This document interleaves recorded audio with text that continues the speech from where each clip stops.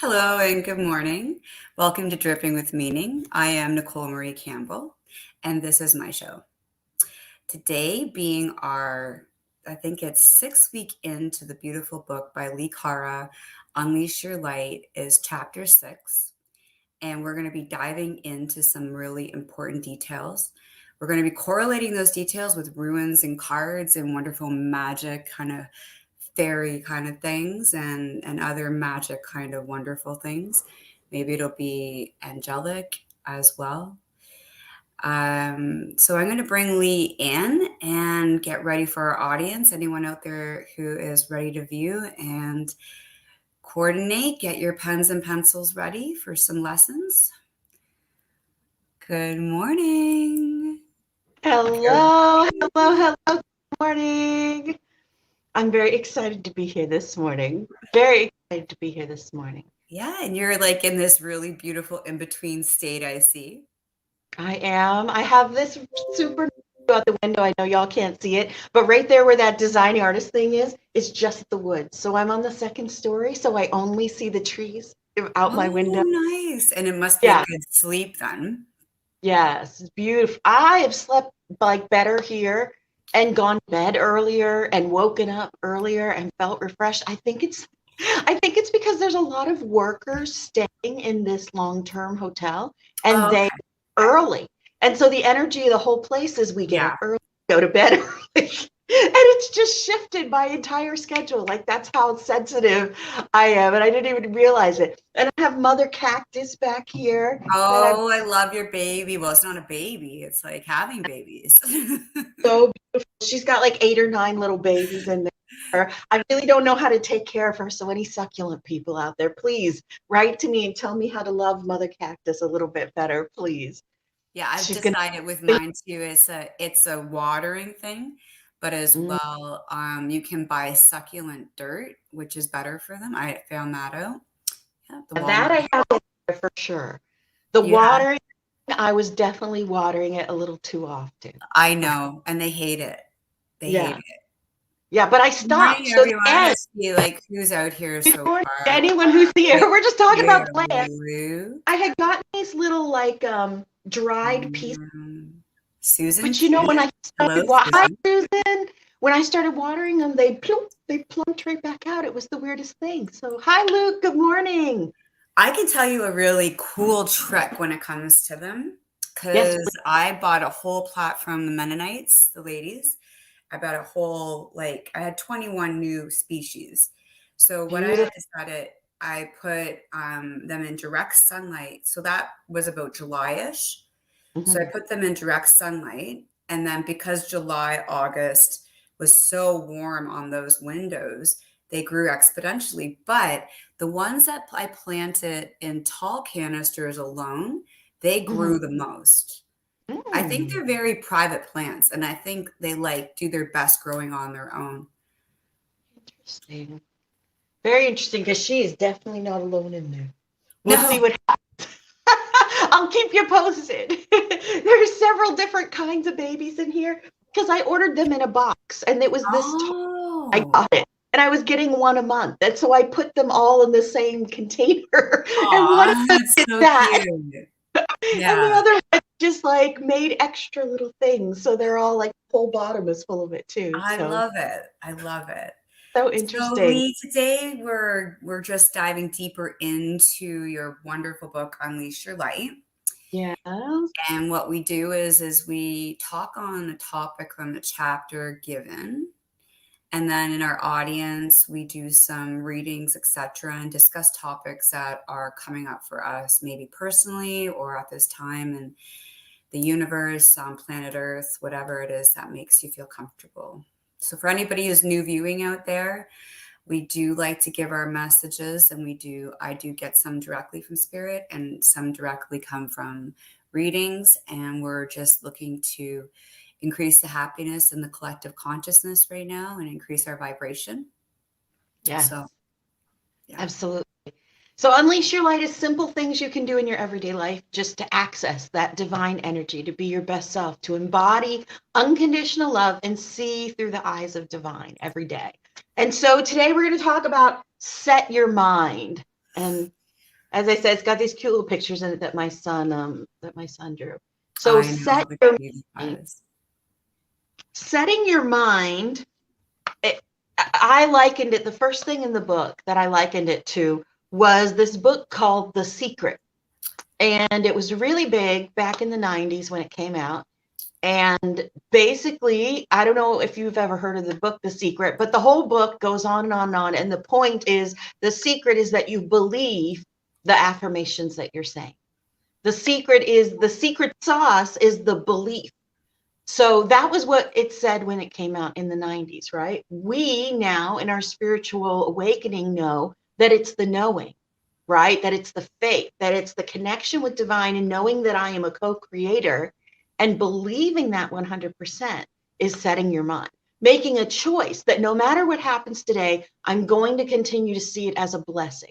No matter what happens today, I am going to be a blessing to others. No matter what happens today, I'm not going to get off of my path, because that all doesn't affect me. I set my mind, like, or you set your mind. I don't like to set my mind on goals, but I do like to set my mind on believing that I am my best self, that I am always becoming my best self, that I am always in an evolution and an upgrade at all times. And by having that mindset, knowing that everything is happening for you, not to you, it's basically keeping yourself aligned over and over again. That space where the energy flows freely, where you are in your most loving self, your most like divine self that you can be in your human space, And that's really what setting your mind is all about. And I found all kinds of cute little quotes because when I wrote this, I was very in the traveling through the different faiths, through Christianity, through like reading the Buddha, through Hindu. You hadn't exactly made your mind up yet. Yes, I considered myself a mystic when I wrote this in 2012, 2013, like a Christian mystic, because I was finding the path through the words, but I knew that the words were not my final destination. For some, the Bible is the final destination, the word, period. For me, it was more of a training wheels to walk in the abstract concept of a God, of a divine entity that actually is me, embodies me, envelops me, and envelops another person in the world. So that was like my journey. But some of the quotes that I had in here, I really love. And the one that I love the most is, do not conform to the pattern of this world, but be transformed by the renewing of your mind. Then you will be able to test and approve what God's will is, which is our will, his good, pleasing, perfect will. So Romans 12:2, it's saying essentially what we've been saying every time we come on here. Don't reflect what you see in the world. Set your mind on what you want to see in the world. Set your mind on being what you want to see in the world, right? Be the change you want to see in the world. And when you do that, now you are walking through the space in a divine frequency, in a divine energy, seeing things from a different space and changing where you're going with every step. Yeah, I really honor that because multi-platformed, obviously seer, I've been expressing through so many dimensions lately, and I have friends of every single religious culture, and I actually purposefully chose that. So when you see that every culture brings in a certain vibration or harmony, what God reflects to me and what the message I'm getting is that it is all in light and love and through vibration. We're at the seventh generation of root races here on this planet. We're a planet that's been transforming for millions and millions of years through civilizations after civilizations on many levels, organically, human, and different species. And I think when we actually come to grip with the fact that there was a lot more than being taught, and even beyond ancient civilization, you'll realize that it's taken us quite some time to get here. And to be in that light and to be able to see that light as a gifted seer of color, sound, vibration, frequency is actually a blessing to me, but a heightened experience for anybody on the path who actually can get into the subtle realms. So the big read for me this week was on the subtle realms and the realms that are around us, and the tuning in when you're tuning in here, and when you know vibrationally what's happening here. I'm going to say this like I do all the time. It may happen for you through meditation, but sitting may not be the way. It doesn't necessarily work for me sitting, you know? For Yeah. me, it's a walk. It's an actual energetic experience where my mind body, kind of like a Neo from Matrix, is Mm, actually observing from that standpoint. And you know, it's really reflective and mirroring like, and it has so many dimensions and so many facets. And I just want to really allow people out in the audience today to feel like the world is abundant in spirit, and your spirit matters, and how you're reflecting into that pool of understanding is either co-creating a positive reality for yourself or not. And you're going to feel it more and more now. There's really no yeah, time like the present to realize how much you impact yourself and the environment around you. absolutely. Yeah, and it's accelerating. It really is. And when you step into this flow with your mindset on interacting with a world that is beautiful, with a world that is kind, with a world where people have empathy for each other and embrace each other. So many of us want to, oh, this world is garbage, and look at what people do, and look at what's going on, and look at all of the underground stuff. And It's hard, yeah, these right, days. we're not Yeah. erasing any of that, okay? Because there has to be balance. There is this, at all times in the world. But what am I choosing to amplify? What are you choosing to amplify? Yeah. How do you want to walk through the space, right? Do Yea, though I walk through the valley of death, I shall fear no evil. Do you want to walk through the world constantly ready on the defense to be attacked? Or do you want to walk through the world open and ready to experience, open and ready to share? Good morning, Destiny. Open and ready to express that divine love of the universe all the time as you walk through life. And that doesn't mean Pollyanna, but it does mean that you see people through the divine eyes and not through the human hurt, pain, egoic eyes. Last week we talked about ignoring your feelings.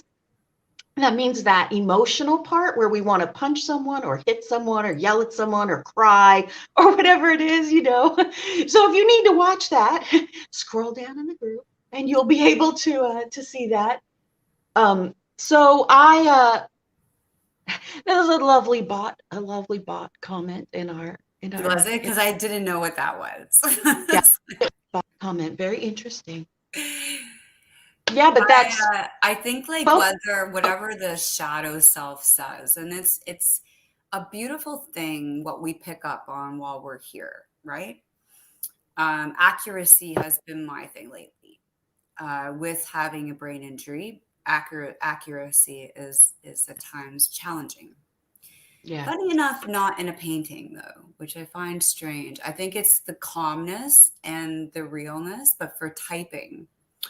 So I put myself onto this typing thing and I'm relearning the typing skills. And the nervousness it created not doing it for so long and avoiding it is worse than the actual. Yeah. Right? You're like, whoa, okay, I'm gonna get it. I'm gonna get it. Like I'm gonna get the speed up, and it's really interesting. So if you're actually setting challenges on every element of yourself, which you're trying to embrace and love or change or heal, then when you actually give that out in the heart center of yourself, and it sort of arrives in God consciousness, which is good. Yeah. Whatever God looks like for you, God is one O away from, right? GOOD. In that centeredness of what your perception of light is, which in the classes I would like to talk so much more about light and density. It's very important that we have a grip on that. Actually, a very important part of my readings lately that just kind of like light bulb moment for me is that if man, woman, whatever beast, whatever being you are is coming to the temple, to God, to the one, right? And you've only kind of been a wallflower, kind of wondering, getting in, and then comfortably sitting back, Your soul hasn't been set on fire yet. It's doing you absolutely no good on that wall. Yeah. You come through your experience into the light again and manifest and get out of those cobwebs and those uncertainties and the wonder and everything, and you liberate yourself into the consciousness of the higher frequency love. Just even saying the word love. Yeah. After you've been thrown down or forgotten, or after you've thrown yourself around as well. Yeah. True. You're opening such a channel. Yeah. A never-ending channel, actually.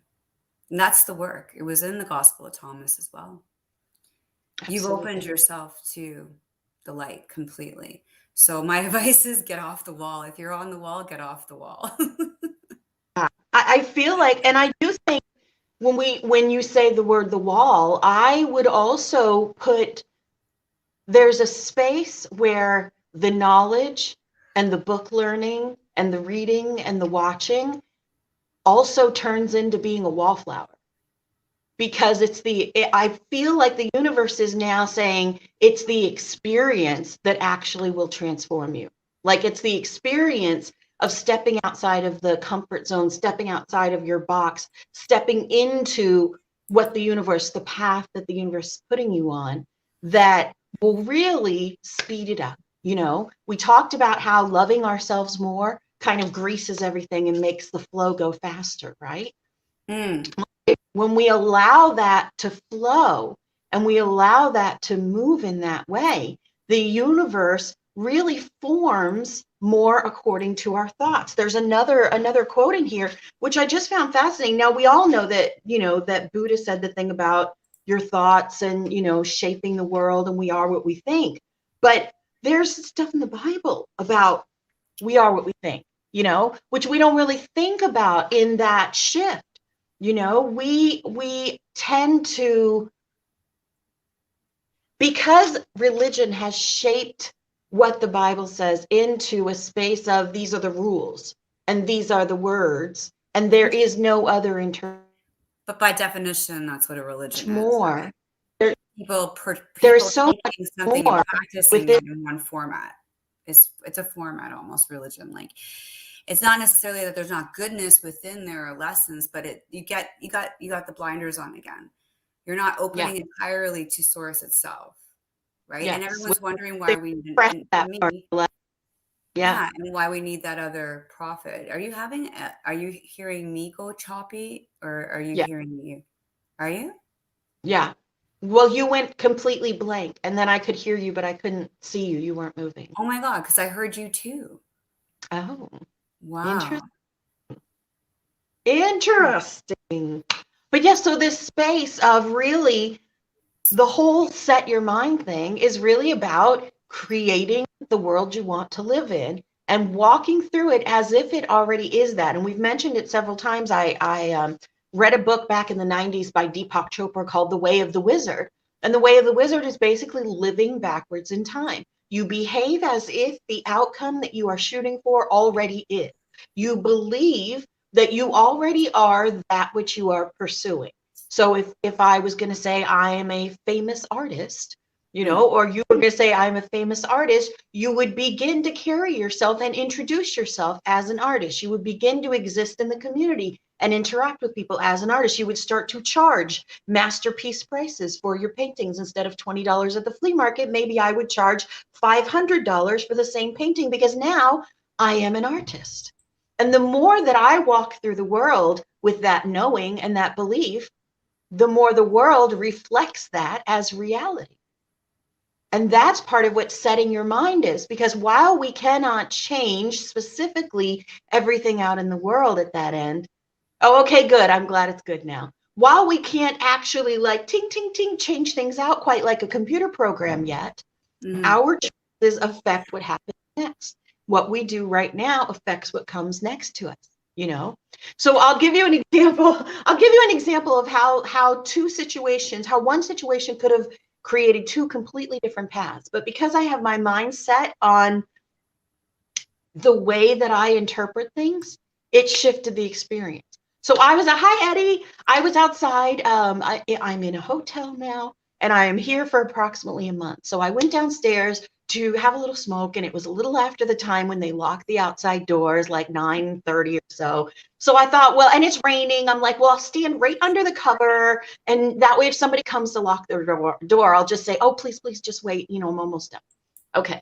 So somebody pulls up outside and they park. So I'm like, oh, well, let me move away from the doors because I don't want them to have to walk through my smoke. You know, I put my hood up because it's raining, and I walk around to the other side of my car, which is parked right here by the door. So dude walks back and forth with his stuff 2 or 3 times, right? Giving me the stink eye, and I'm waving, hi, how are you? You know, he goes in. His second trip in, we're standing like 10 feet apart. He looks through the door, makes eye contact with me, and locks the door. Right? And in my mind, I went, oh my God, he thinks I'm dangerous. He thinks I'm dangerous. And I thought it was the coolest thing ever, right? Now, because I have my mindset on, I am the strong, badass chick standing outside in the dark by myself, and I am so strong. And he thought I was dangerous, right? But I could have been very angry about it. I could have been insulted, right? I could have been, very angry. It could have affected how I saw myself, right? Oh, he thinks that I'm that. I'm a 50-year-old woman. I am not. Oh, I could have gone full Karen about the whole, you know what I'm saying? Like, but because I have my mindset on embracing everything as a reflection of what is happening with me, I fully embraced being a dangerous person, And now every time I walk out there, I'm a little bit of a, like I got a little swagger in my walk, you know what I'm saying? So I was able to take this situation, which could have made me angry, could have made me upset, but instead because it's like a black and white movie, I think all of us could be in one. You've had these moments where you're just like, this is really happening, right? And as you said, you embraced it. Whereas like I have to self-confess that lately, it's just like, I'm kind of Neo trying to block things, and it's not like, it's just like, whoa, this is getting thrown at me. A lot of intense stuff, right? To process. But like, if I were to be able to reset it and say what I would have rather reacted like, I didn't really have a chance, right? Yeah. I didn't have a chance in between that moment. And sometimes it is a bridge in a moment before you're building the bridge back to yourself. Maybe it's a couple of sleeps later, depending on what happens, right? But I did get I did get an energetic download on walking in the dimensional. So it's a hard walk. Yeah. It's to the point where, I'm not able to shut it off, but depending on the moment and the person and the conversation, there's a little bit of a shutdown. And then like I come back up, right? I get around my people, and then I realize, okay, it's actually a part of me, part of who I am. Yeah. And maybe that's my biggest goal, is to, at this point, not let myself shift in and out all the time. Yeah, integrate it. Integrate.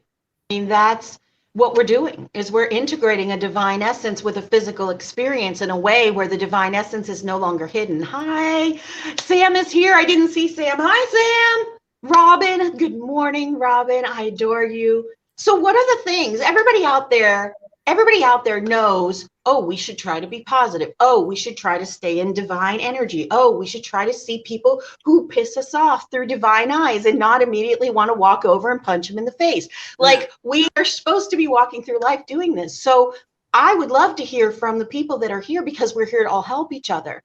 What takes you out of it, right? What takes you out of that space of mindfulness and we're not trying, right? But of setting your mind and seeing the world as this blessing and walking through it through divine eyes. What takes you out, and how do you get yourself back into it? How do you pull yourself back to that space where you're able to? I think it's a natural benefit to see that as you are having experiences, which may be 3-4D, or an experience meant to teach you something about a thought or an energy. Because if you separate it into thought, energy instead, right? That's how I would do. The thought behind it was still, I was holding on to unworthiness. So I got the lesson again, right? Some of it's still jarred up from our latent experiences whether we can really love ourselves on that intimate level. And then that's said 24/7. Yeah. Right? And then not being interrupted by a political issue or a social issue. And if you are standing in a teacher, awakened state and you're going through them and you're processing in this your sleep time too, you're actually getting up to give more to your community than you can imagine when you go through a downtime. Yeah, for sure. Because you're energetically awakening more. Right. So, and defining who you are then, not really looking at where you were. Yeah, right. Because it's the choices that we make every day that are defining who we are. We have a who we are, but in the world, how we are perceived and how we move through it. And some our of you are really, I put out some of your really nice sayings that I found along the way for you. Oh, did you? And yes, I collaborated them previous to the show, even. Well, thank you. To create a real change in your life, right? Believe you are deserving of that change. Yeah, you are. You have to believe that you are worthy. Look, so I have this is my giant board that I had been working on. Wow. Project that I'm working on. So it's like a webinar. I am worthy. Nice. What am I? And look at my existence and what do you believe? And self-punishment and all the things that keep us from embracing the fact that we are effing divine vessels, right? And we are literally designed to take the most exciting, like if this is our time machine spaceship, this is like an exciting adventure through time and space, being on this earth cycle, however many thousands of years it's been, That's what the book's reading. Like, that's what I'm reading right now. It's millions. Like, so we didn't just, the beauty of arriving at that sort of like water droplet after water droplet, it's like a creative thing completely for me, because imagine this source of vegetation as it started. Imagine how many tries and tribulations. And then let's just as well take a moment to accept that there has been a good and evil journey for Earth pretty much since day one. So we're not the first civilization to be impacted by, strange forces and strange ideas and darkness. But the good news is we are in the age of Aquarius, and we are in the age of prevailing. We are meant to prevail through all of this, holding our we're weight. at the moment where we can change, because we've been going through cycles of good and evil, good and evil, good and evil over and over again throughout our history, even the history that we just know. Even if we look back at medieval history and the history that we know, we've gone through these cycles. And like you said, with the age of Aquarius, with the astrological conjunctions of this and that, all the stuff that's it is completely this. It's in the stars. This is the space where we are able to transform this beautiful paradise that we've all come down to have this vacation on into that paradise. Like, we got to quit shitting in the pool on this vacation. I was having a conversation with Eddie about that. Like, it kind of seems like we all came down here for a vacation, and some of us are shitting in the pool, and the rest of us are like, dude, we're trying to swim here,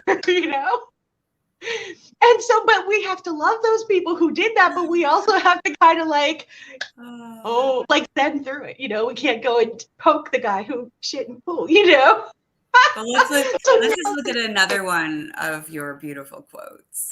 Okay. I can only imagine what you found. Oh my God, these are so old. That's so good though. Okay, release your guilt. Confess to yourself. Honestly assess and own your action. So I don't care. Here's what I don't care if you lie to other people. I don't care if you lie to the world. I don't care if you present something crazy. If you are lying to yourself, you are literally robbing yourself of the experience. So let's say we have someone who is a bad person. We'll put it in quotes, right? Someone who's a villain. So if you have a villain who does a bad thing by accident and feels sorry, right? And you have a villain that does a bad thing but knows they did a bad thing and is not sorry, okay? Both of these people, the person who did something bad and is super sorry might say, I did it bad, but it was a complete accident. I have no accountability. I'm very sorry, and it hurt me more than you, and shut down about the whole thing. But the person who did bad and knows it might go home at night and go, I am really a messed up person, and I am so sorry that I continue to do this. They might actually be repentant about what they're doing, and they might not. Because it's really about how we are honest with ourselves that then will dictate how we move through the world. And if you're lying to yourself or not admitting things to yourself or not being honest with yourself, you're going to miss out on the lesson. You're going to miss out on the opportunity to grow. And your transformation is going to take you in a direction that leads you to another lesson, probably on the same topic. You know, hopefully we get lessons on different topics. I don't like to repeat grades. I don't like to repeat. Okay, so it's embrace yourself. Yeah. But in a lot of regards, as a seer, I'm getting the message that it is open for you now. So because of the portaling and the growth that's going on, just like you know the difference between leaving the space you're in and changing your space, we are constantly now able to transform ourselves through our space and our time. So we are actually on a forward momentum for change constantly. We are in all those dimensions at one. Yeah. So it takes a tuning in. And like I said, I believe the best work for me is through nature. And I think also sharing and having appropriate, and that was the boundary issue I went through recently, is having appropriate boundaries set up in your business, in your personal life, so that you realize when you're sharing, there could be a lesson unfolding at any moment. And it may even get a little ugly at times, but be conscious, be aware that lessons go on. It is actually in the path of the shaman, the teacher, to accept the karma and to see the karma as unfolding. Because the student needs to become the teacher too. The student needs to rise above the issue to see that they are co-creative. They are part of the consciousness of creation. Yeah. Constantly, we're always creating. Yeah, absolutely. And if you are unaware that you are creating, then you will create unconsciously what you are thinking about, what you are worrying about, which is why it's so important for us to keep our minds set and focused, and to make it a constant practice where it becomes natural to not go to the worry, to not go to the anger, to not go to the fear, to not go to beating ourselves up, to have this set mind about the space that we're creating in the world, because we are creating with our every choice, with our every intention, and with our every set of words. All right, let's see. Luke says, what takes me out nowadays when I realize somebody doesn't respect my time, and it bothers me right away. When in the past, I wouldn't even notice it because I would be trying so hard to please them. Now I pay attention to how I feel, listen to Luke, and leave. Very good. Oh, wow. Listen to your voice, your innerness, that's your spiritual growth, definitely. And do you tune in, Luke, as well, to feel or sense things sort of as they're happening? Or for you, is it like an emotional reaction? Like, is there a space in between? Because I find that's part of the growth is some of my one friends, like, I don't know why, but lately, because she's on the journey as well, she's like, I kind of know immediately now, and I just want to get away. Like, I just leave the situation and I just don't even get involved. Yeah. Right? Yeah. The challenge will come when this line right here, it bothers me right away. The challenge for you will be to be able to step into a situation where someone's not respecting your time, and to still respect your own boundaries without feeling some type of way about them, or feeling some type of way about how they treated you. That feeling of not being respected is going to be connected to something that's unhealed in the past. And so when you dig through that to heal it, then it shifts how you sit in that space. Yes, when you pay attention right off, as we lean into our intuition, this is the space for us to be. And the more that we flow, the more that we love ourselves, right? The more that we see things through divine eyes, the more we're able to pick up right away where our boundary has hit, or where that space where we need to exit stage left is, and really honor ourselves. And that is a difficult, as a people pleaser, as a former people pleaser, that's a difficult thing to do. I know that we discussed this many times on the show, and Luke is just like me with the people pleasing. So as a former people pleaser, I definitely can understand that. And honoring ourselves first feels like the most uncomfortable thing we can do, but it makes me think of the show Seinfeld, and I don't know how many of you watch the show Seinfeld, but there was a whole episode about George deciding to live in Bizarro World, where he just did exactly the opposite of everything he normally did, because normally he was such a miserable sad sack and bad things happened to him all the time. So he just decided everywhere he would have said no, he was going to say yes. And everywhere he would have said yes, he was going to say no and do just the opposite. And everything in his life changed. Now, you may not want to do that with everything, but it might be a good way to shake things up if you're feeling a little bit stuck, like to step into this space where you might have reacted this way. Well, let me try reacting this way instead. Let me try having a mindset on this, divine love, instead of how I'm feeling because I'm hurt or disrespected. Wow. This lovely lady has come on to say quite a bit today, and I think she's new to the show, and she just grabbed me by the heart here when she said, "What's going to happen to those who don't believe in energy, mastery, and manifesting?" Nothing. They're going to keep living lives here on the Okay, so planet. the book that I'm on right now, which I know I've been trying to get you on, and I will reveal to the class, um, there is actually a level, Stacy, to everything that is being manifested, dark and light. So don't worry. But there is also a dimensional shift that happens on every level. So whether the person acquired, you know, themselves into the light and they're not in the density of the hate and the fear mongering and the pain and the shallowness, it won't fit for the plan. So the shift, like as I think it, what was her name again?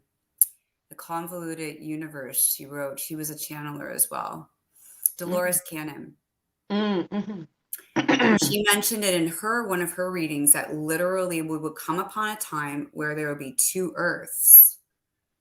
And I thought to myself, whoa, that's crazy. Are we going to split in the middle and all of a sudden turn into two planets? Is it, and I took it literally, but with a lot of metaphysical work, it is actually more underlining reasons, right?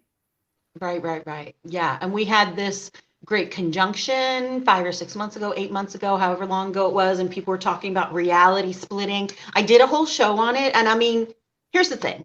None of us actually know the answers, right?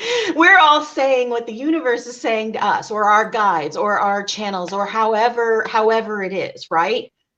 The way that I understand it is that those who, and the way that it was said to me, is that those who are living in a frequency of love or shifting into that space of learning and love and seeing that, I love the Lord. Stacey, you're so fun. You're going to be a great student. You I don't love need to shut up, you. please. You see No, either and one of us please don't. shutting No, up or no. yappers, please. Me especially. Me especially. But I think it's interesting because of the Matrix blue pill, red pill kind of analogy, Mhm. if you could put it to that. I try to sow through all information. I try not to put judgment. I get my reaction and then I walk away going, okay, that's interesting. I'll save that for later. Yeah. Okay, so as we're playing on what forces we're putting into it, meaning what we're putting into physical reality, Mhm. there's also a divine plan and evolution is happening. We don't Yeah. think it because maybe we're in our fear or wonderment, we're in the learning point. But Yeah. what's going to happen is going to happen, and it's definite divine timing, like death and other things. Right. And going on and moving on is as natural as seeds being sown or as the sun coming up every day. And I Yeah. think we need to blanket ourselves with ourselves again Hmm. because a lot of what's being sown is also someone else's. And that can be a reflection of, a waste in consuming your time. But Yeah. I find people so intriguing. And that's like why when they just put us on another lockdown, and I felt that in the cafe 2 days ago, the Mhm. art cafes and everything, I felt that loss and that longing. I welled up. Like I am a person who really senses and feels the joy and participates in that when it's present. And so I think that's what we're looking for. We're looking for the joy. We're looking to enjoy the journey. Yes, absolutely. And we're creating it as we step through, this new world, two world thing, those who are walking through the eyes of divine, seeing through the eyes of divine. Welcome. Yay. Okay. So Stacy needs a quote that I put up. I don't know if you pulled it. When you are true, that you're truly standing in your truth when you no longer have to defend it. Don't share your truth with anyone anymore. Don't tell people who don't want to listen. Why? Why would hurt you? yourself over Throwing it? Yeah. pearls upon swine, right? This is not a judgment of the swine. Pigs are adorable. You know what I'm saying? But why would you keep trying to tell people something that you believe if they're not going to agree with you? It becomes about, is it about the validation of your beliefs and them respecting you? Or is it about you experiencing it with a knowing? Do you know what I'm saying? You The don't have knowing. to share it with certain Yeah. people. You have to share, because some people in your life will never understand it. And then you have to make a choice. Am I okay with walking through life, never talking about my spirituality with this person, just living it instead with them? Mm-hmm. Or do I have to have my spirituality be a part of all conversations or a potential part of the conversations? And you just make the decision. Do I want to be right? Yeah, Or I do agree I? with you. I agree And if that we're really self-harming in that regard when we're actually looking for the debate, and we go so far into it as to the Russian proverb says, let your heart's desire lay under your pillow. Don't share that with other people. Don't Yeah. share the sacredness of the journey. Again, that might align to our beautiful audience to set up actual rooms in your homes that are geared towards that sacredness, clearing out the energy in whatever way is possible, opening a window, lighting a candle, resetting your focus. Yeah, Here's whatever. another one for you, though. Yeah. Take a moment, close your eyes, and take a deep breath to be in this moment. We are one. This is good advice anytime you're out in the world and you're feeling some type of way, because sometimes it's overwhelming. Sometimes we want to get mad. Take a smoke, take a toke, take a break, take a bite, take a step back, Mm-hmm. take a deep breath, and then make your choice. Wait until you connect with the divine oneness, and then choose your words, and then choose your reaction, especially if somebody has triggered you, if somebody has said something, if somebody is pulling you out. There's a phrase that people use now: they took me out of my character, right? That person took me out of my character when they said that. And what they mean is that they got me to act in a way that I don't want to act. Well, It's setting actually, your I think it's like character development. I mean, again, I'm going to go back to when in Thomas, Gospel of Thomas, and in the book that I'm reading right now, which I'll share at another point, stated that in moving your consciousness from a dark to a light and to coming into the next self, like a transformation, a transmutation. Transmutation doesn't happen because you're not out there getting dirty. You're not getting your hands in that, but the fire of your spirit, which fire is spoken about so much in this book, which is so incredible. I have a lot of fire in my chart too, but fire is what burns off and dissipates the experience, right? So your burning desire and your understanding and your welcoming to your understanding in the sense of a daily practice, notarizing that your growth is important and not clicking in to get someone to validate it, but to know that you can hold your growth as important to yourself it's just an amazing self-validation at that point because you have done the work. And why that's so hard, I'd like to know the mystery behind that. When we're having views for other people, we're distracted. When we're having sorrow because of family member's illness, when we're having happiness for someone else's birth, in the midst of it, we're needing this. This is right. real. Yeah. This is real. Through it all, we're performing alchemy through every experience we go through. That's literally changing us, not just emotional level, not just on a spiritual level, but now also on a physical level. You know, and it's really, you and I have both discussed this about how we feel like a lot of the changes that people are feeling compelled to make is about preparing our vessel, creating a more habitable, almost like chemical makeup. By so many of us have gone vegan, so many of us have cut out a lot of things in our diet, so many of us have cut so much out. I shan't let anyone take me out of my character. Very funny. Mm-hmm. But you know, that space where we're all creating, right? Where we're all shifting, where we're all creating this new path to walk. That space is where we set our minds.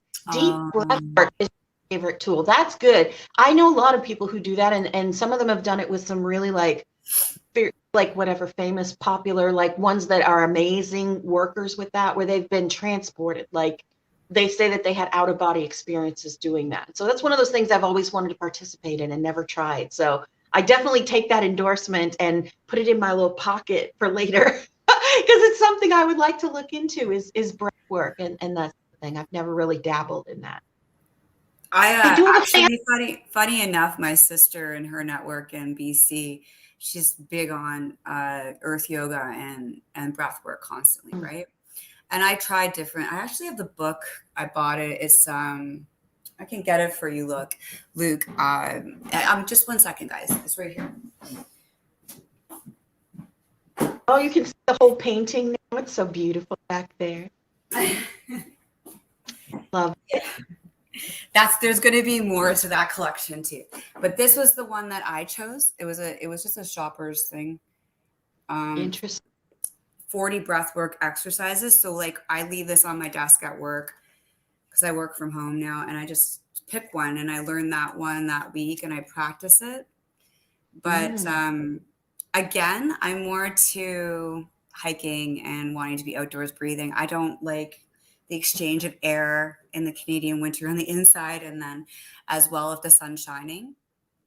Yeah. I mean, that to me is more meditative. And, you know, I'm a little bit gangster too. Like I like to get into the movement of what that feels like with my music and, you know, what kind of look is it inspiring fashion wise? Like, you know, what essence are going to bring out my divinity more, which is essential oil work, which I've been doing a lot of this year. I love the different aromas and how they embrace us. Very interesting. Very interesting. I've been finding it fascinating. There's actually a new movie. I can't remember what the name of it was. It was on the studio A24 that's coming out, and it's about, it looks like it's about a person whose grip on time starts to shift, and they can access all their timelines in this timeline. Oh, wow. Where was this? So on one of the timelines, they were like a sign spinner. And so in this timeline now, they can like fight because they're spinning stuff. On another timeline, they did. Oh, wow. So it like, they're able to pull from that because it's almost like where they were blocked in, I can't see my past, I can't experience it, kind of dropped away. Wow. So then they were access it. It's really interesting. How did they get through that though? Like I don't know. It's a trailer. Woo! It's a trailer for a movie that looks really good. It's like a horror sci-fi type movie is how it's set up. But okay. Yeah, I'm excited to watch it because there was another one on HBO. There's a lot of these. Reality is starting to reflect the spiritual change, and a lot of these movies are starting to express that we are the energy of God living a human life. And so many of the movies now are having these bigger messages in them. I literally did the same thing when Nicole said I'm a gangsta. What? Right? Really? Right. I just had a twisty gang sign, but I don't dabble in that. So I think it's interesting because like our portal of ourself, if you're saying what you're saying, like I was really into what you're saying, so my brain's staying there now. Yeah. It's like, okay, so I met you along the way, which the cross, symbolic of Christ as well, is the soul meets the body. And I have a beautiful song I love called Soul Meets Body. Maybe I'll play it for you guys. And and so soul meets body. So your soul met the body and it had that energetic experience. And then when the body obviously had, you know, for me, it was my broken shoulder, different things happen. Your body actually stored the memory. So as you're Mm, like learning, kind of like what Luke was saying about fighting a situation, because he's saying, you know, the breath was helping him stay alive. And wow, yeah. again, in the book that I'm reading right now, which is a secret, I'm not revealing the name of it, but that, you know, the breath and the fire and the release is actually the release of life. So when there's no Mm, breath, there's no consciousness and there's no soul stirring. Don't mm. fear the dark and don't fear the light. Just keep your soul steering and move forward no matter what. Even if you're Yes, just doggy paddling forward, is better than not. that's right. Keep the paddles going. Keep the paddles going. As long as we keep going forward, then you win the game. As long as you keep going forward, even if you don't really technically win the game, but you probably have to start over. Like old school video games when you get a couple of chances, and then you had to go all the way back to the back in like the 80s and 90s before you had like save points for things. That's kind of like Mm. the life. They just send you right back to the beginning. It's very interesting. I Yeah. have a special guest today with me that I Oh, want to share with the wow. audience. So I have been doing some work and hanging Wow. out at a local crystal store. So this is Wow. Picture Jasper, and it looks to me like a ceramic piece. This picture jasper is from a 50-year-old mine that is no longer putting out stone. So Wow. it's completely dry. And so they'll never pull more stone that looks like this. And one of the girls at work gifted it to me because I was telling her how beautiful I thought this stuff was because I was pricing it all. And she got it for me. And I just thought it was so beautiful. So that thing is on top of already being however many thousand years old, right? How many life cycles of mine has this stone survived in? You know what I'm saying? On top of that, it also is this beautiful piece of picture jasper, which Mm. encourages creativity, which encourages flow, connection with divine. I love it so much. And it means so much because it was gifted to me, but also because I feel like it's so special to find something that is precious and to hold, you know. Which is And another saying of I, yours that I right, have up right all now. of us need to do this with ourselves, to Hmm. find that which is precious within ourselves, because so many of us, we might say, I have one thing that's good, but we rarely say everything about me is good. If you can hold that one thing that you're able to compliment yourself on precious and set your mind on that energy, it can start to shift you into that I am worthy. It can start to shift you into that unconditional love. It can start to shift you into that divine energy just by focusing and holding in your hands what is precious about you. It's Aw. not to do to sit in our own We space take and to like not. with it, everybody out there watching, and like I think it'd be just great to take a moment for yourself and just breathe that in. Mhm. You're truly precious, all of you. Every Absolutely. piece of you and every particle, every fractal, every experience, every hurt, every beauty, every aspect is divine. Absolutely. Beautiful. So gorgeous. I love that. We should do some readings. I think we've been yapping for an hour. Let's do some readings, y'all. I wasn't pushing it. I'm a bit lazier today. But definitely because every card is a journey within.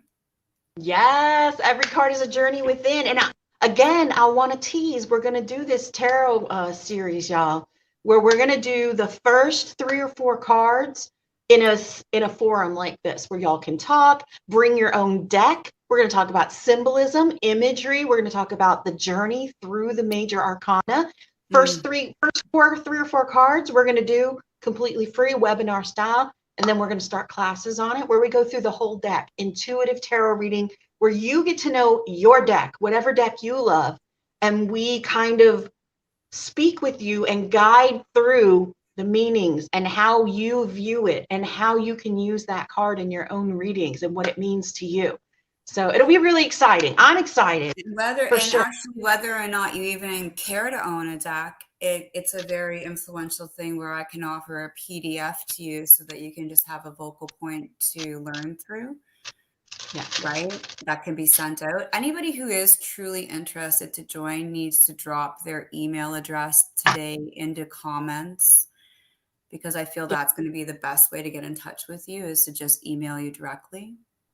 And I will delete it after you do that so everybody doesn't grab it. I don't ever like to have the email addresses right in the thing. I always tell them, message me with the email address. But I have an email list. So if you send me your email, you'll be on my list. You will get all the updates. Yeah, it might be the best to maybe people for safety reasons and bots, they're called. I don't know a lot about bots. So that your email doesn't get grabbed by someone. Yeah, we don't need anyone grabbing that. No spam. So the rune for the room is Wunjo, joy. What are we talking about today? Setting your mind on divine, setting your mind on happiness, on joy, on contentedness, on peace, which starts with p here. So we have peace. Yes, it's the peace rune, Wunjo, peace, joy, love.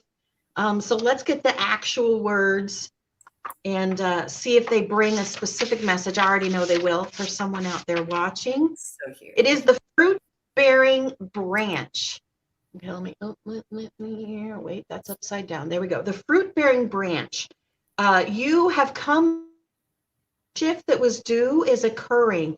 So now you can freely receive Wunjo's blessings, which receiving, like the image that you put up, receiving is such a difficult thing. To receive love is harder than to give love. You know, it's easy to give people love. It's difficult to receive it. This is an alchemical moment in which understanding is transmuted from knowledge. So the knowledge itself was necessary, but it was not enough to pull you into the next space. It was not enough to carry you across the gap of your own will and your own choice into the realm of heaven. Joyousness accompanies new energy, energy that may have been blocked before. Light pierces the clouds and touches the waters, just as something emerges from the depths. The soul is illuminated from within at the meeting place of heaven and earth, where the waters meet. There's a new clarity which may call for you to give up existing plans, ambitions, goals, belief systems, and it is proper and timely for you to do so. Wunjo is the rune of restoration, self properly aligned with self. And it goes with that quote, I am defining myself for myself so that I don't get chewed up in the cereal of other people's fantasies.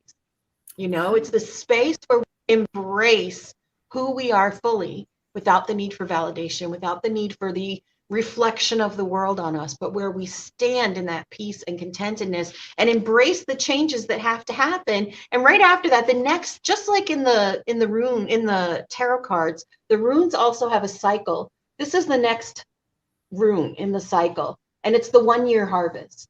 So we have where we embrace our joy, right? We set our mind on what our new life is and how we are walking through it with joy, divine eyes, trusting that the universe is putting in front of us exactly what we need for the journey. We set it, we let go of it, we forget it, and it comes to us.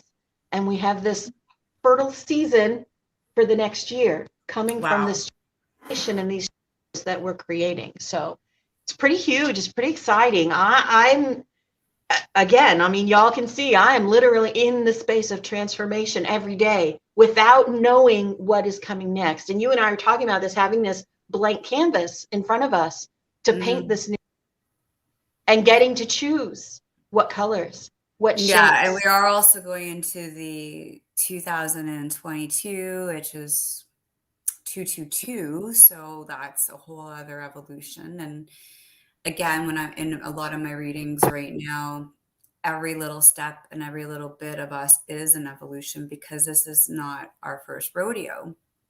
Yeah. So becoming into a state of enlightenment in a human form is actually a very huge gift that you gift it yourself. through many trials and errors and many tribulations. So by knocking off your issues now and opening up to what your true power is, by honoring each aspect, right? You're just going to be unfolding your magic. Right. Right. Yeah. And Absolutely. it cuts out the middleman, right? Learning as we are teaching is meant to cut out that constant and ceaseless searching so that you Right. actually The understand. space of translation. The space of translation is where things often get lost in our own minds. And it's where our experiences, that primal space of pain, interferes with how we interpret and how we translate what the universe is giving us and how we move forward, which is why it's so important to work on those things, which is why it's so important to heal those spaces that come up. Because if you don't, then you're looking at what the divine is showing you through the lenses of your own pain. And so you aren't perceiving it in the full unconditional loveness that the universe is presenting it, because you will be, filtering it through the pain. It's not an easy space to sit in, but that is the space of transformation, where we get to a space that is as loving, as unconditionally accepting as we can possibly be on this human plane. So who wants a reading? Anybody out there who wants a reading, please definitely let me know. Put it in there. Let's pull some cards. Oh, look, this chair is very tippy. I got to make sure I sit right on the edge, or else I'll be plunk, Oh, good. It's totally adorable. All our regulars are on. It looks like from what StreamYard is saying, 7 hour viewing at this time. So for future viewing audiences as well, if you're viewing it outside of the live timeline, feel welcome to pick up the book, unleashyourlight.org. It's a very power manifesting mini manual that will easily get your grip and easily fit into your bag wherever you go. Yes, you could take it with you. I for years before my spiritual awakening, I read Marianne Williamson's Return to Love. And let me tell you, the copy that I have is so dog-eared and wet. And I would keep it in a place where every time I went, I would just open it. When I was upset, I would just randomly open it and use it like tarot cards or runes to try. Yeah, it looks like and it always getting a little pause, but that's okay. You're just pausing a little bit. It may be the Wi-Fi link in your building. Probably. There's only, I don't know, 150 other rooms that are using it. I'm Yeah. sure there's a little bit of a mix in there, I'm sure. Okay, so Robin kind of popped in here. Oh, Robin wants a reading. Yeah. Okay, Robin. Yeah. Room for Robin. I actually just want to go and grab something, so I'm going to pop off for a second, okay? Indeed. So, Robin, you got Feihu. Wait a second. Okay, gotcha. Oh, there we are. Hi. So, Robin, you got Feihu. Now, Feihu is the rune for possessions, nourishment, and cattle. Now, I don't know if you and Eddie are getting a cow anytime soon, but this is the rune of fulfillment, ambition satisfied, love shared, rewards received. It promises nourishment from the most worldly and sacred of the divine. And it says, as above, so below. If that holds true, then we are also here to nourish God. So know that the work that you are doing, the work that you are embracing in such a big way, is also feeding divine. It's reciprocal. The divine is the energy of us, but we are also the energy of divine. So everything we do affects the greater good, affects the collective. It calls for a deep probing of the meaning of profit and gain in your life, and to look with care whether it is wealth and possessions that you need or self-rule and the growth of will. It also urges vigilance and mindfulness in times of good fortune, for it is then that you are likely to collapse yourself into success Enjoy your good fortune and remember to share it. So this is going to be about your dollar bills, your doll hairs coming in. What are we doing? Let's do this one. So this is about your doll hairs, darling. So let's pull some on your doll hairs and see what we can get for you. Because I'm feeling like, okay, so I'm feeling like the universe is saying there is still a bit of resistance. So let's pull on the resistance between you and the possessions, the nourishment, the ambitions fulfilled. Not to say that all that is not already happening, because I'm already getting that it's really happening, but let's see if we can turn that faucet all the way on and address a little bit of the resistance that you may be carrying in that. Okay. So we already got something here. Hi, Cindy. How are you? All right. Here we go, Robin. All right. Yes, I see. Okay. So we pulled these cards out, and I'm going to show them to you in the order that they came out. We have the Two of Swords and the Moon that came out together. Now, here's the interesting thing about the Two of Swords and the Moon that they have in common. So the Moon really speaks of separation. Okay, wait, this one is the Moon. So the Moon speaks about a separation. If you look, there's two towers here, right? And two animals that are both howling at the moon and crying because they can't get to the other side.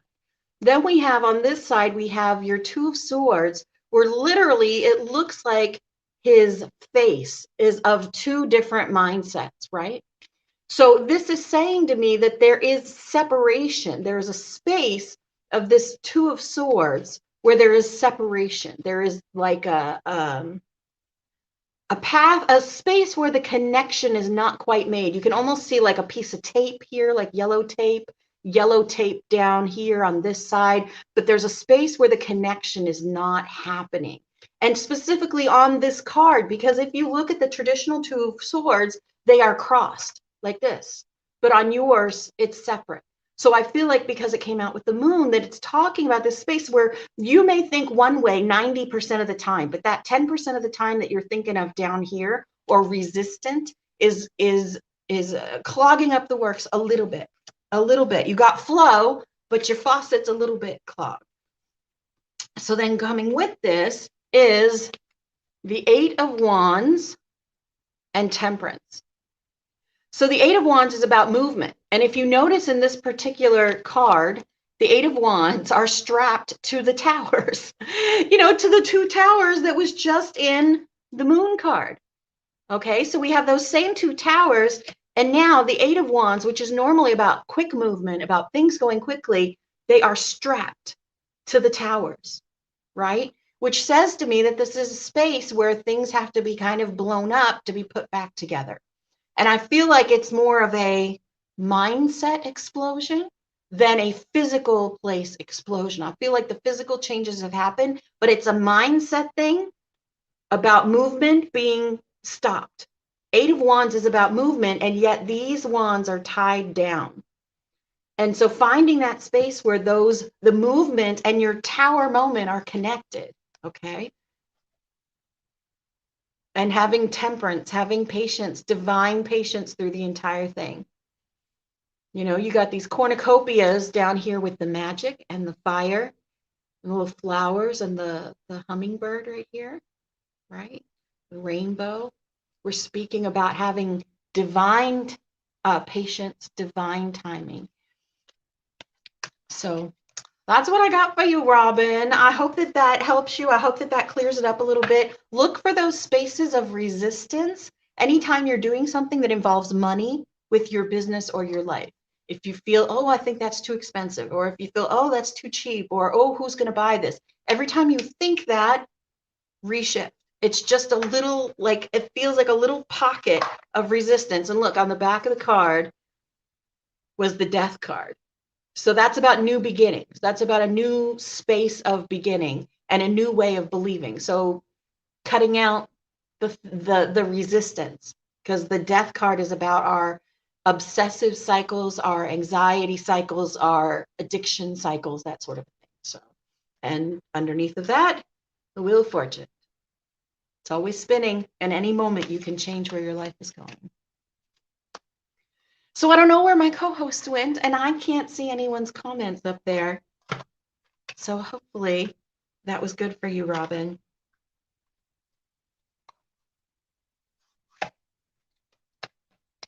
All right. And again, y'all, I can't see anyone's comments. Let's see if I can go in if Nicole's not coming back. And I will see if I can read your comments while it's happening. Okay, there we go. There I am.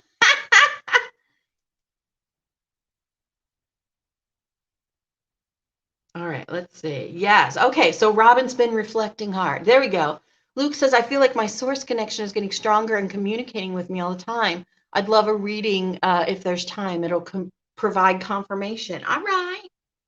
All right, Robin, good. Reach out if you want to have a conversation about it. I'm happy to pull you a couple more cards. So I pulled out my phone to follow what was going on. Okay, so let's grab something for Luke. Because Luke is feeling like the universe is talking to him all the time. Welcome to the family. I feel like a crazy person sometimes because in the meantime, though, I'd also like to say happy Yule and solstice. We just approached solstice 2 days ago, so we're just that many more sleeps away from sunshine all the time. All right, let's see here now. What we have for you is Tewaz. And Tewaz is the spiritual warrior, I believe, if my memory is serving me today. It is the warrior. So let's do this one. This T-I-W, the sky god. What, right there? The warrior. So this is the rune of the spiritual warrior, and the battle of the spiritual warrior is always with oneself. Okay, let's see. First timer, just joined live, just learned about the group via Eddie. Thank you, Eddie.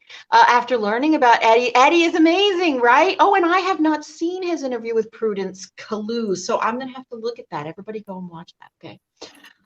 Okay, funding a will through action, but unattached to the outcome. Remaining mindful is all you can do to stay out of your own way, which is exactly what we're speaking about when we talk about setting your mind. Right? To get in that space where your mind is set and not to allow the worrying and the fussing and the fears and the things that our brain tries to do to us to get in the way of that.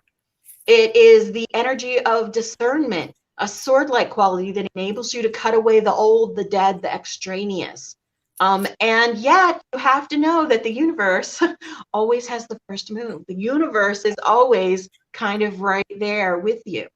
And patience is the virtue of this rune, calling forth the words of St. Augustine. The reward of patience is patience. And that's one of the hardest things to actually embody. The reward of loving yourself, is that you will love yourself once you do it. You know, it's not easy work, but once you do it, it's very important. You know, it shifts everything for you. Yeah. Are you pulling cards over there for Luke? You got something? I have, basically, you know, very, very much so on my personal favorite topics, but devotion, tune to the portal of your heart. And we've been talking about that a lot today, how to tune right into you and that heart energy opposed to, which is actually a lesson I have written down for today, was I've learned that the brain and the heart are coordinate to your lifetimes. It's pretty amazing. And that actually, it's revealed through the palm of your hand. Mm-hmm. So palmistry is one art, but the actual frequencies and understandings through all your lifetimes and everything in the DNA is in the blood. It carries it, yeah. So it carries through, and then the imprint is either. So you have two choices. Are you going to go mind to heart? If that is the normal, everyday human way of doing it, think with your mind first. You know, use that fight, flight instinct. Got you through the moment, right? No. What I'm saying is we need to go heart to mind. We need to remap so that we can use our power, which is latent in our hand. Right. And that allows us to see the world through the divine. It allows us to filter the world through divine eyes when we go heart to mind. When you go mind to heart, you're going from all of the stuff we think into the feeling, which is we think things that are illogical, irrational, hurtful, painful, traumatic, suffering. And we think that, and we pull that into our heart. If that's how we react from the pain. We digest it. We actually make ourselves. Yeah, but if we go from the heart to the head, then we're feeling the divine love first and then reacting from that. That is beautifully put, Nicole. I love that. Hi, Debbie. Okay, so I pulled you a couple of cards, Luke, specifically on connecting with your channels, connecting with the voice. You said you've been hearing your voices, you've been hearing your divine voice, you've been tuning into that intuition. So that's what I was pulling on, was that divine intuition. And so the first two cards that we had come up, we have the Knight of Cups right here. Okay, and I want to draw your attention to the owl mug. We have someone in the room who has an owl mug as well.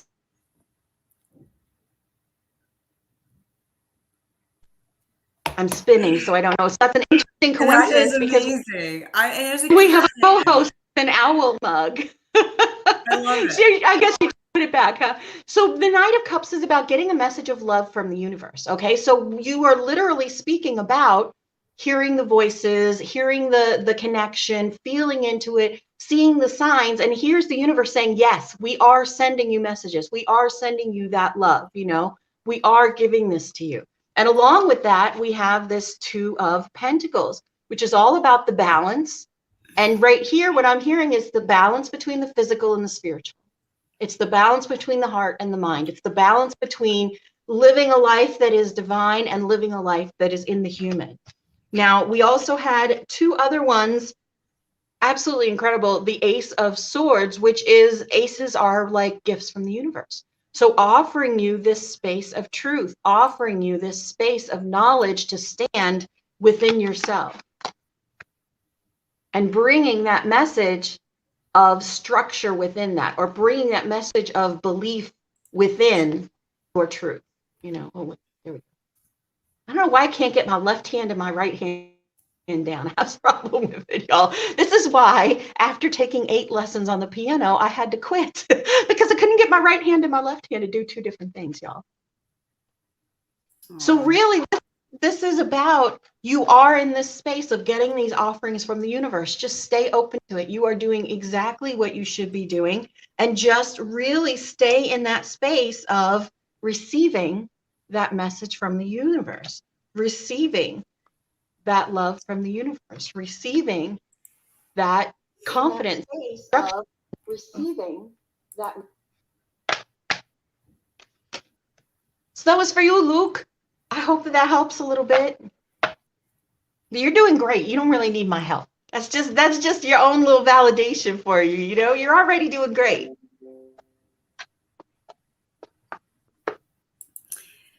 Yeah, it's funny because back to that reflective quality again, right? And as we're reflecting with one another, I can only understand the exponential growth that's going to happen in group. It's going to be a very profound experience because we're all going to bring it on. Wow, Debbie would like a pull. Can we do one for her? Yes, please. She's out, and she just mentioned as well.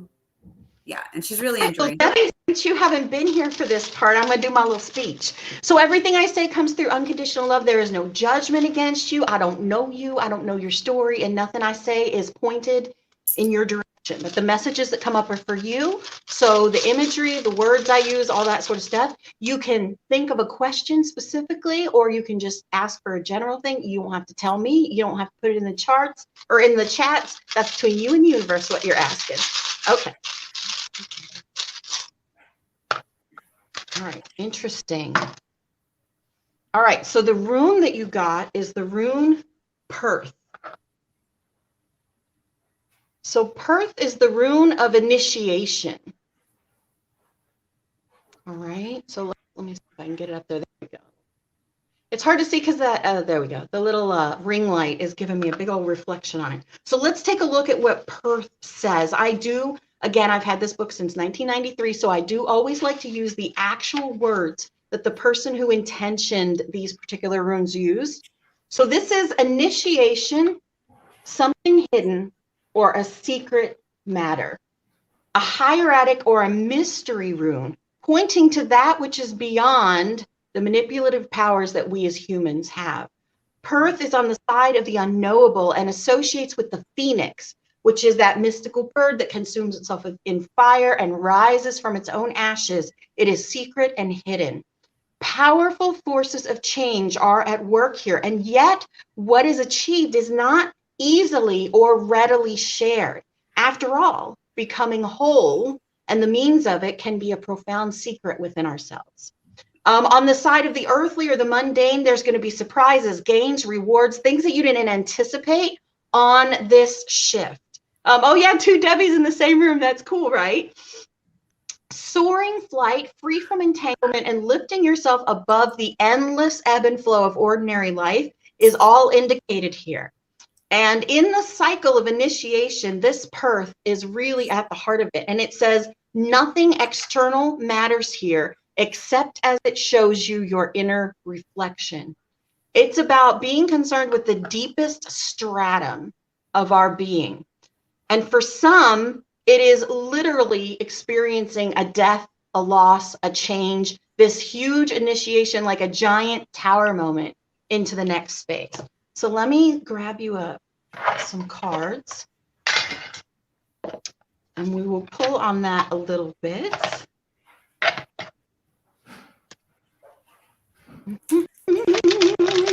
Debbie. All right, let's see. Tell me a little bit more about that Perth for Debbie, and on the question that she's asking or the general message she needs to hear. All right, there we go. We got one.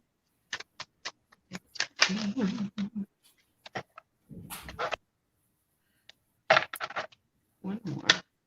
All right, all right. All right, let's see what we got here.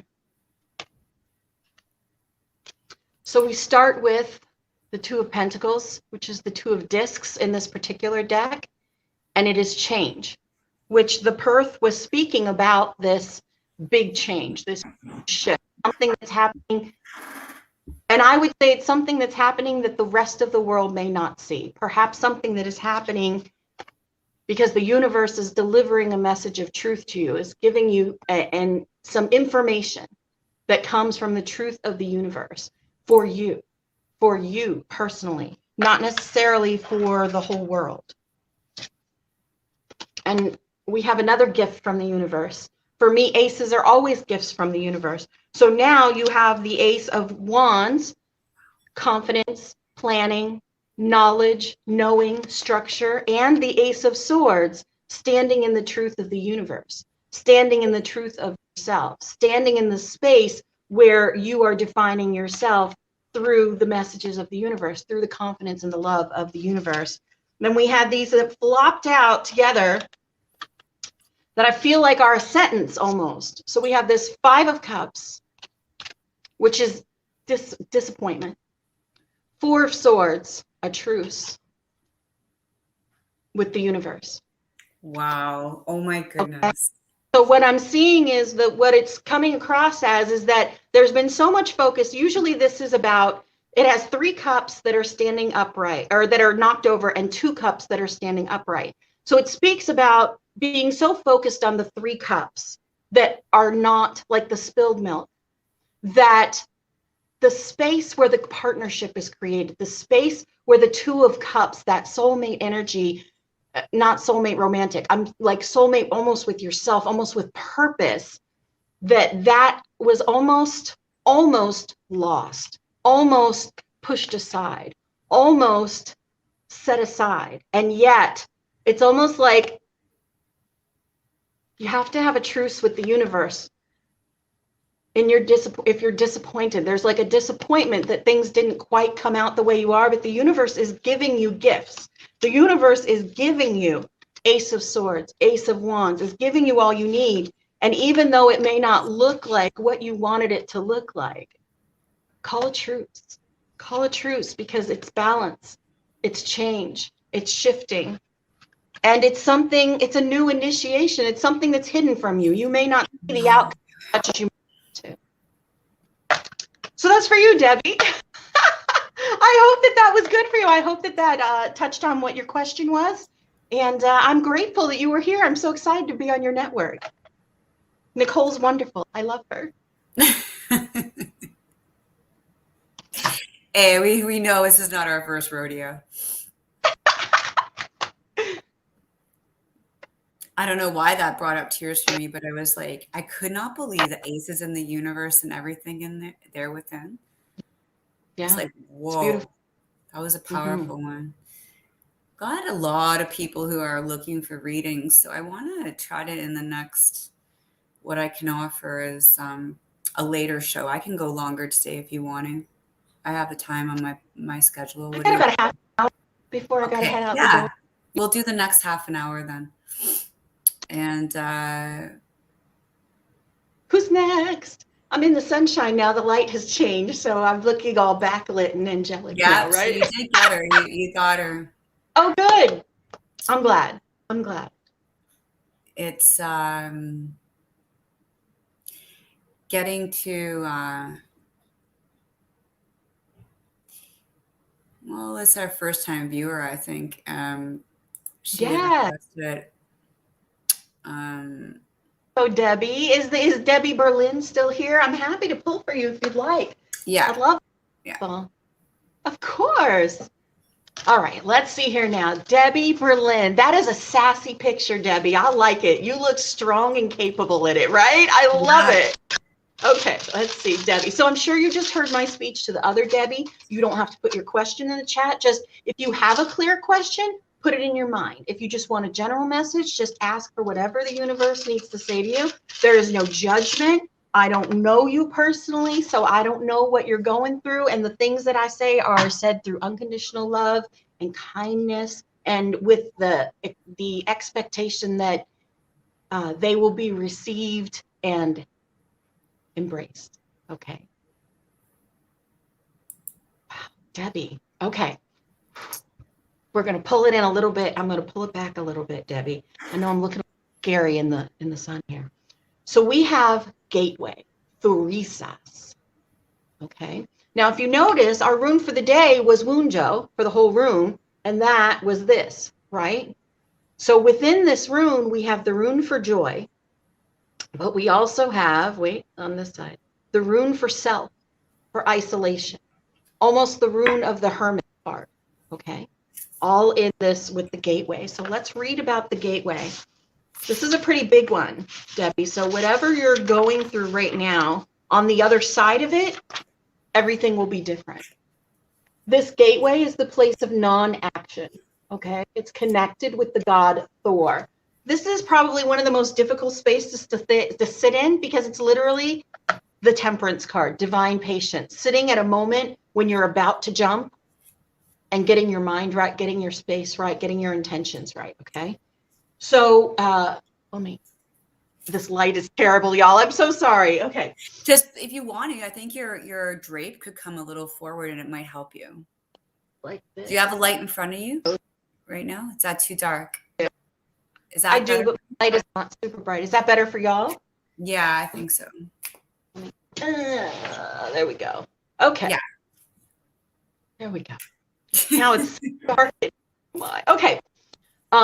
Thurisas indicates there's work to be done on the inside and the outside of yourself. It represents the frontier between heaven and the mundane. So the mundane would be like everyday life, just the regular human stuff that we do.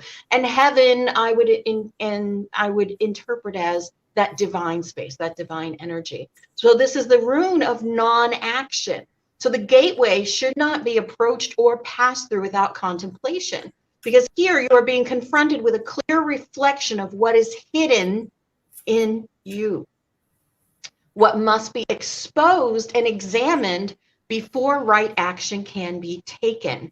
This rune will strengthen your ability to wait. Now is not a time to make decisions because deep transformational forces are at work in this next to the last step in the cycle of runes.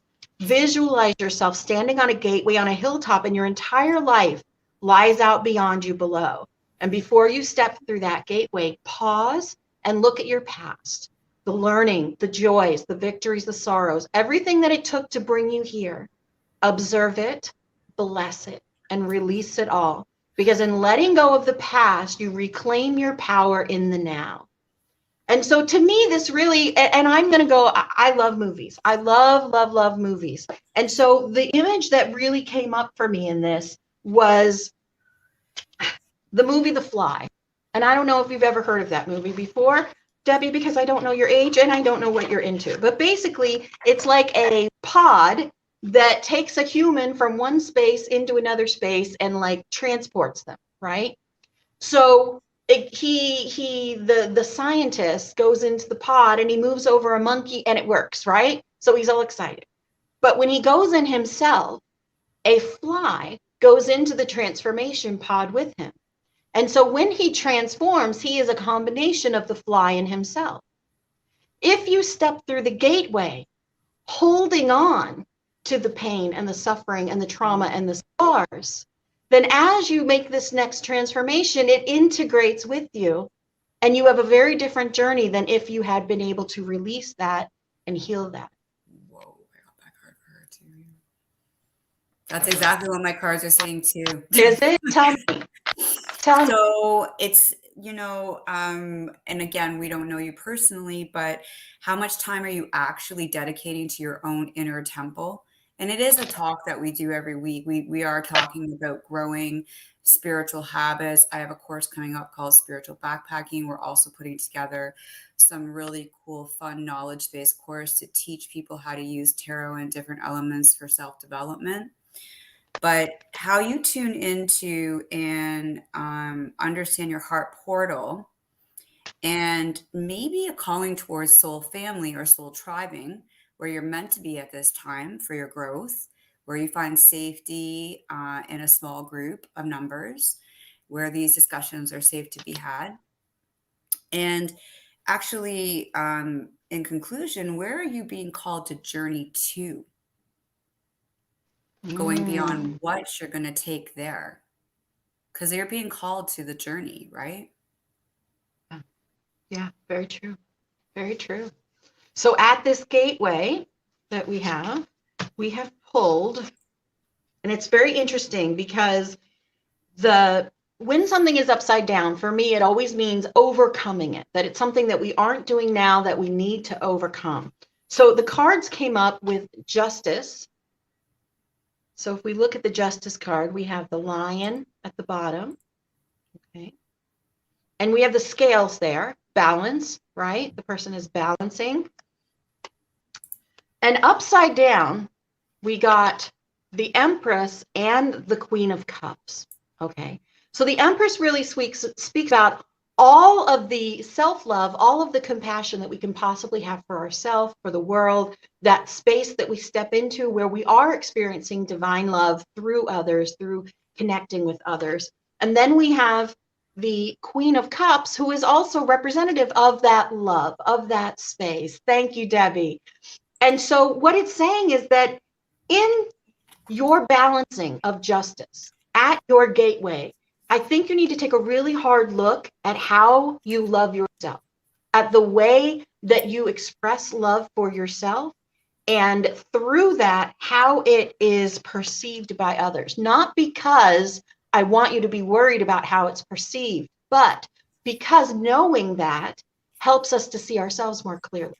Okay. So right on this edge, I feel like reflection with someone who is very straight with you and tells you exactly the spaces where you aren't loving yourself can be very helpful. Because we, especially in the spiritual space, we spend a lot of time learning about self-care and trying to participate in it. And yet the things that we often need to shift the most in ourselves are the things that are the most hidden from us. So we have a blind spot about the stuff in ourselves that we aren't taking advantage of, or that we aren't taking care of, And so I think that there's a space in you that's kind of neglected when it comes to that. Because once again, we have this Hanged Man to change your perspective and the way that you look on things. And this Queen of Pentacles, which is about all of the abundance. So as you're standing on the edge of this, we have Queen of Cups, of Pentacles, right? Empress and the Hanged Man, about changing your perspective, about shifting how you are looking at yourself and how you are looking at the world. So we have the World card here, oh, right there, and the Star, which is about self-healing. So there is a space where you are neglecting yourself, where you are neglecting the love for yourself, and you are neglecting your role as the Empress, which I just dropped on the floor. You are neglecting your role as the Empress in that space of compassionate love. So I really do think as you stand at the precipice, it's super important for you to dig out those spaces where you may still be a little unkind to yourself or resistant to love, loving yourself. So that's what I got. Beautiful. So, Debbie, I'm not sure what your end conclusion is. If you just want to enter in a message to say how that felt for you. And she's giving us a 100%. Very good. I also want to invite you in to our group. We're every week the same bat time, same bat channel. So we tune in every Thursday morning. Yeah. Time. And you're most welcome to pick up unleashyourlight.org. I think Luke picked it up last week, but we really recommend reading her guided understandings from her guides and her spirit. And the website is set up like a resource. It's set up with squares that are images. I need to know more about forgiveness. You click on it and it's going to take you to a page with blog posts and videos about forgiveness that I've done over the last 4 years. What about the awakening?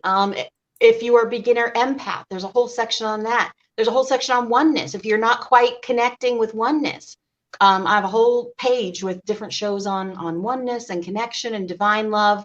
I'm actually thinking about starting a little news thing where I look at actual things in the news and find the oneness with it. So the stuff that really makes people mad, to find the oneness in that thing. So, I mean, it's kind of I think it might make people a little upset, but also it's about shifting how we look at things and changing that. So alchemy and transformation. Yeah. Mm-hmm. It would definitely be I see it as a Cancer with emotions now, not a Cancer who's hiding her emotions. So there you go. A soft shell crab instead of a hard shell crab. Yeah, it has been tough to get me to feel them, but it's beautiful too, because not only when I think I'm experiencing what I'm feeling, the joy for someone else, it's a big thing for me to see the joy and the expression on a person because I'm an artist, right? And then to get past what's going on in the exterior world and to be here online freely, seeing one another's joy, seeing our eyes light up and brighten up, or a smile on someone's face, right? Yeah. So I think we should also welcome in the new year to have some guests come on live as well to share in little intervals too. I think that would be really cool. I'm not much of a goal setter, but I do like to set intentions. So as we go into the new year, as we go into the new shift, as we go into our holidays with our family, I always like to set an intention. So my intention is I want to be open to divine love. I want to be open to abundance. I am receiving. I am an attractor. I am a generator. I am a manifester. And I have faith, which is the next chapter, by the way. I have faith that the universe is always working towards my best good. And other than that, I set no other intentions other than I'm stepping into abundance. I'm stepping into a new space. I am changing every day, and it's very exciting. Yeah, the little baby steps forward, right? Yes. Honor the little ones. Yeah. So Stacy is as well looking, if we have time. Heck yeah. All right, Stacy. Let's get Stacy a rune here. Eddie's being funny. You talking to me? Nobody else here. You must be talking to me. So funny. It is true. We can play out character. I mean, I love that idea. It'd be cool to have a whole thing where everyone can come in character, choose. Oh, I would like love a costume dinner party, right? Like the end of the They're all group would be everyone come in their, you know, whatever that balance of self is that they've been working on a daily basis. That would be really sweet. The alter ego. Yeah. I'm going to come live in my best Stevie Nicks fantasy in my alter ego. Yeah. Okay. So you have a pause. Now, no, wait, turn. There we go. Wait. Okay, there you go. AWAS. This is defense and avertive powers. Okay. As we are tested, we fund the power to avert blockage and defeat. And at the same time, we develop in ourselves an aversion to the conduct that creates stress in our lives. If there appears to be an obstacle in your path, consider that delay may prove to be beneficial. When we're driving down the road, this is not in the book, when we're driving down the road and there's people in the road and they're doing road work and it's all ripped up. If we say, that's an obstacle in my road, I'm just going to drive right through it, you may drive into a hole and off the cliff, right? There might be a reason that they're telling you to stop for a moment, right? Yeah. Stop for a moment. But because we tend to think we know better than the universe and we are directing our course and I am the master of my own ship, which technically is true, but also is not true in any way, shape, or form, we are sitting in this space where we have to recognize that sometimes the pause is for us to learn what we need to learn before we move forward, like not letting the fly into the cabin with us when we transport so we don't become a fly-human hybrid, right? So pause don't be overly eager to press forward. Yes, pause for the cause. Don't be eager to press forward because this is not a time or situation when you can even influence what's going on in that way. Patience is what this offers. Nothing hectic, don't act needy, or even lusting after a desired outcome. It speaks to the difficulties that come up at the beginning of a new life because we want to push forward so quickly, and rather it announces a time of waiting for spring to fill up with water and for fruit to ripen on the bough, on the branch. The ability to foresee consequences before you act is a mark of a profound person.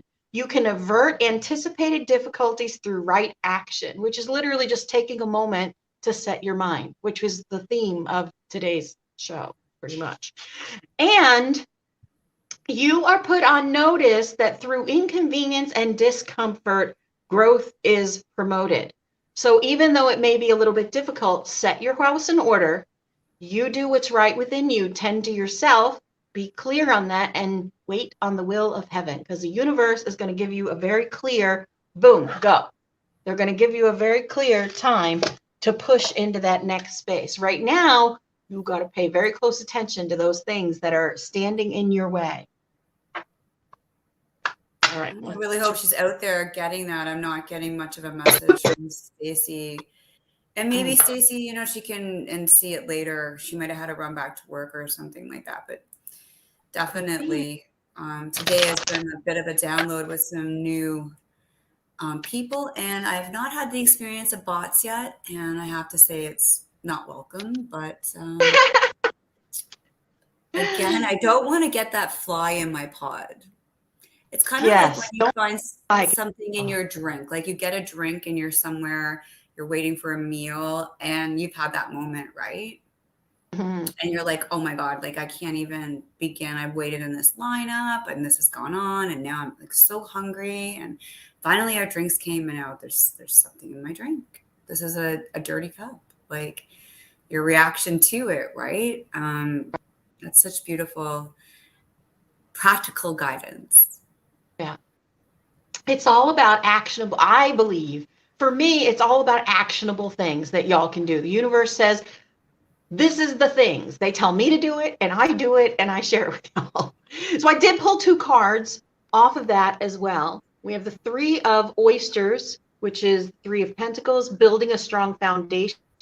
This is for while you're waiting, while you're standing in that space of preparation, you are building a structure. Now, if we look at this Moon card, it is about a separation. It is about a moment where we see what we want, but we cannot get there. Not quite yet.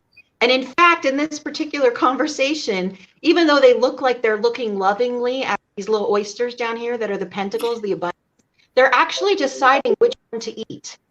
This is an actual scene from the book. They're deciding which of their little friends to eat out of the pentacles here, which to be separated from.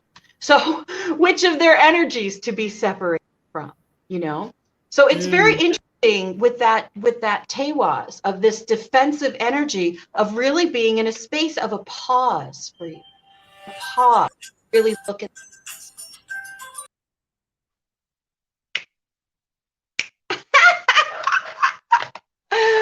so really being in that pause. Sorry.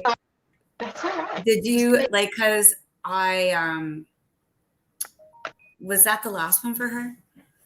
Yes. Okay. Because there's this lovely newbie too that came on board today. And what a name. I have to congratulate you. You obviously have taken some steps towards graduating into a Deva. It's beautiful. I would like to receive a reading as well. My birthday was on the 19th and having a lot of dark challenges. Would like some guidance, keeping myself balanced, feeling really strong connection towards a man in Peru for a career, but coming back home with family for the holidays. You see a future lined up between us.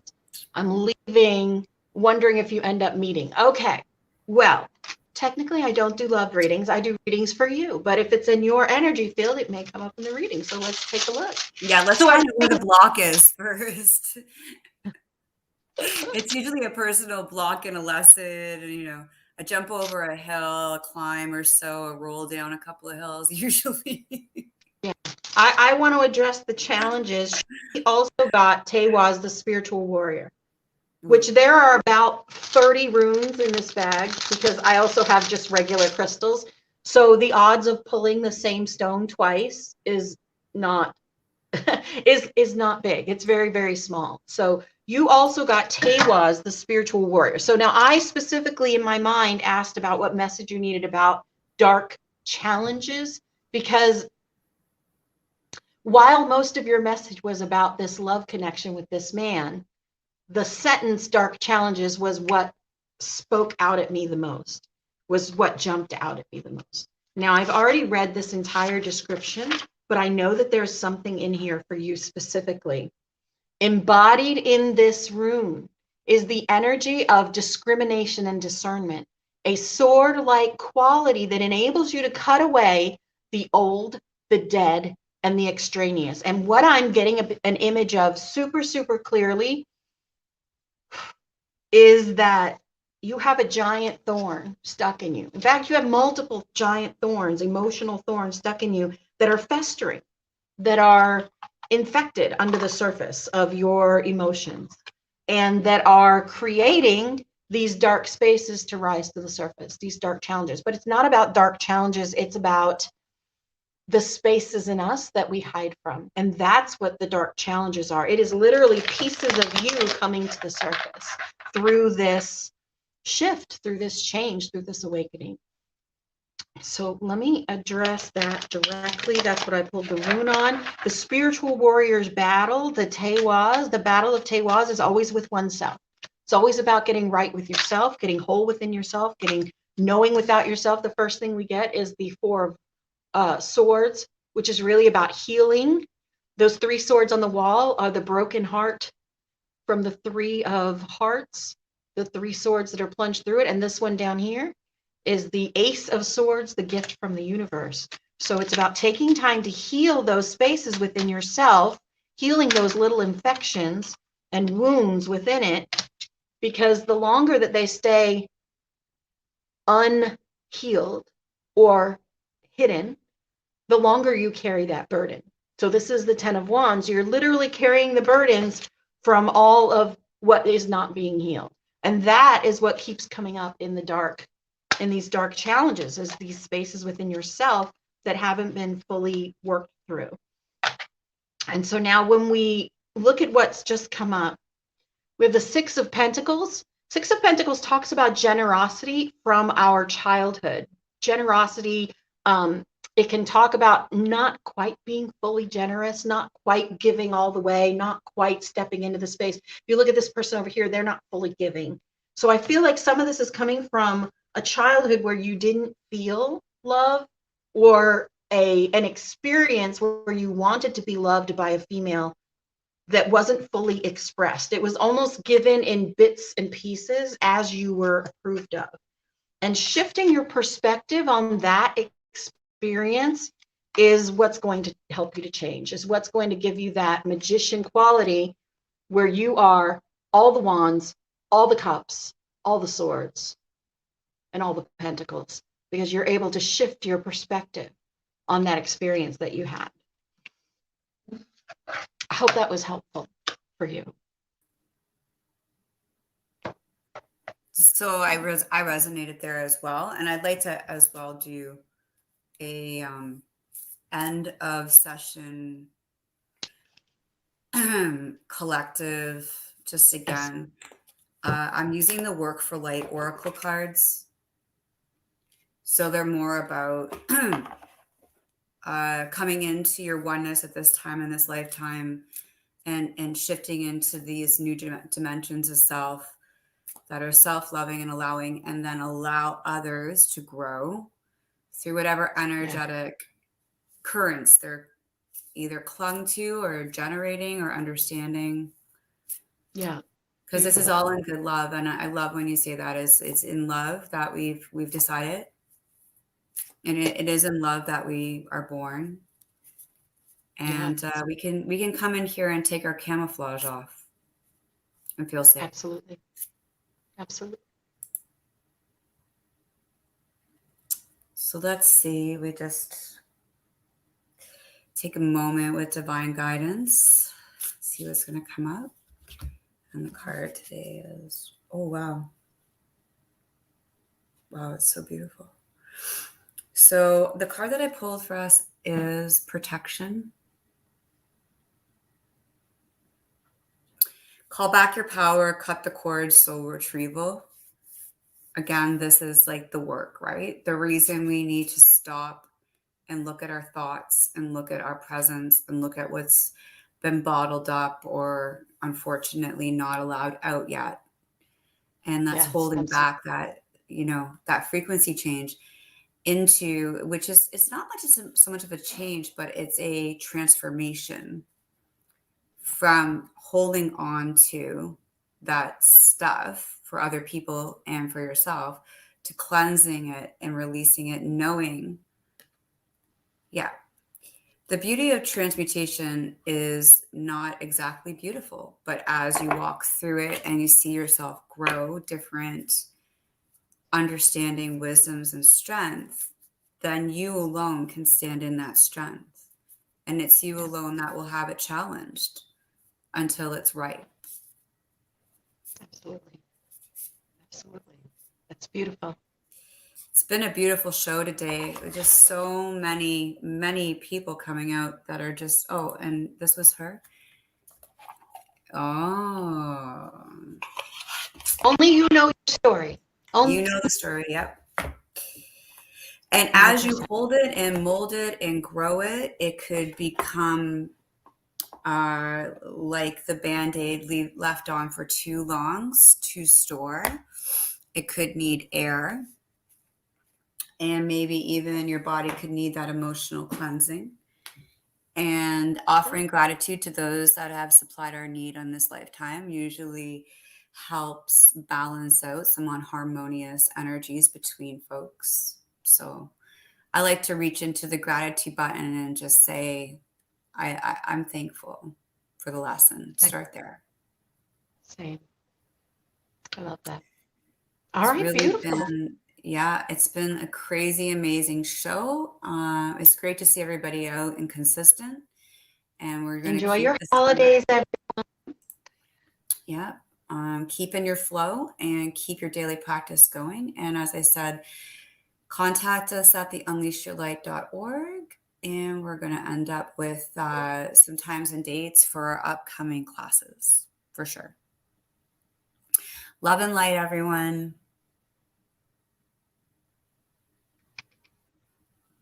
You are beloved. You matter, and you are so very loved.